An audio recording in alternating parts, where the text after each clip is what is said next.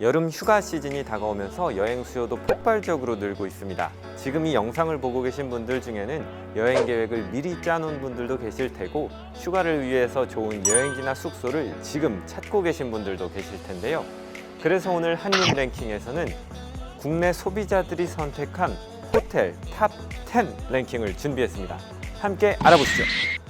국내에서 호텔의 만족도를 평가하는 지표는 한국생산성본부에서 시행하는 NCSI 국가고객 만족도 지수와 한국표준협회에서 진행하는 KSSQI 한국 서비스 품질 지수가 있는데요.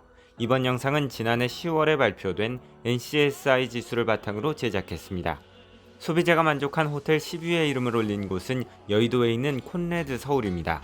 콘레드 호텔은 지난해 처음으로 만족도 조사에 포함됐는데, 세계적인 호텔 기업 힐튼의 최상위 브랜드임에도 불구하고 10위에 겨우 포함된 모습입니다. 지난 2020년 11월 세제가 담긴 시럽통을 고객에게 제공한 사건이 영향을 미친 것으로 보입니다. 총점은 78점이었습니다. 6위부터 9위까지는 총점이 같은 공동 6위입니다. 그래도 그냥 소개하면 순위의 의미가 사라질 수 있으니 지난 조사보다 점수가 많이 떨어진 호텔부터 알아보겠습니다. 주인공은 JW 메리어트 호텔이었습니다. 6위부터 9위까지의 점수는 모두 79점인데 JW 메리어트 호텔 서울은 2019년보다 무려 5점이 깎였습니다. 메리어트 호텔도 외국인에게 인기가 많은 호텔 체인인데, 코로나19로 외국 고객 수요가 줄면서 점수에도 영향을 미쳤을 수 있다는 분석이 있습니다. 업계 일각에서는 메리어트 인터내셔널이 지난해 신세계와 함께 새로운 호텔 브랜드 오노마를 론칭하면서 상대적으로 JW 메리어트 호텔 서울에는 신경을 쓰지 못한 것이 아니냐는 의견이 있었습니다. 다음으로 점수가 많이 하락한 곳은 그랜드 하얏트 서울과 그랜드 인터컨티넨탈 호텔입니다. 둘 다 그랜드가 붙어 있는데 점수는 2019년보다 4점 낮아졌습니다. 먼저 조 바이든 미국 대통령이 한미 정상회담 투석 장소로 선택한 그랜드 하얏트 서울은 지난 2019년 홍콩계 사모펀드 퍼시픽 얼라이언스 그룹, 호주계 인마크 자산운용, KH그룹 등 사모펀드가 공동 투자를 통해 그랜드 하얏트 본사로부터 호텔 소유권을 인수했습니다. 지금도 운영권은 그랜드 하얏트 본사에서 갖고 있지만 사모펀드 관계자들도 경영에 일부 참여하는 것으로 알려졌는데, 이러한 변화가 점수에 영향을 미쳤을 수 있다는 것이 업계의 분석입니다. 사실이라면 말 그대로 구관이 명관이었던 것이겠죠. 반면 그랜드 인터컨티넨탈 호텔의 점수에 대해서는 의아하다는 의견도 있습니다. GS 리테일 소유인 그랜드 인터컨티넨탈 호텔은 지난해 초에 리노베이션을 했는데, 국내 소비자에겐 그 결과가 큰 만족으로 다가오지는 못했나 봅니다. 인터컨티넨탈 호텔은 지난 2006년부터 2010년까지 5년 연속 만족도 지수 1위를 기록하기도 했습니다.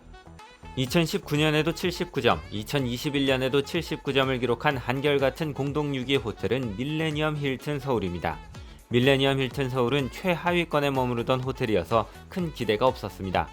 하지만 지난해 10월 이지스 자산운용이 약 1조 1천억 원에 인수한 후 2027년까지 랜드마크급 오피스, 호텔 복합시설로 개발하겠다는 계획을 밝히면서 이후의 순위 상승이 주목되는 호텔이 됐습니다. 2위부터 5위 역시 모두 80점으로 공동 2위입니다. 2019년보다 3점이 하락하며 2위가 된 곳은 신라호텔과 더 플라자 호텔입니다.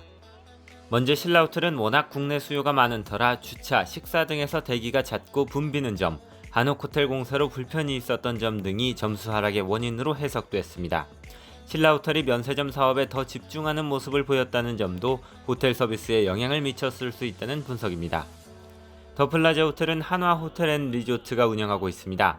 업계에서 서비스에 대한 만족도는 높다는 평가가 많아서 시설과 인테리어 등이 조금 더 업그레이드되면 점수를 회복할 것으로 보입니다. 1998년부터 2001년까지 4년 연속 만족도 지수 1위를 기록했던 과거의 영광을 되찾을 수 있을지 궁금합니다. 웨스틴 조선 호텔은 2019년보다 2점이 떨어졌습니다. 새로 등장한 호텔과 기존 호텔들의 리노베이션에 상대적으로 노후한 시설이 감점 요인으로 보입니다.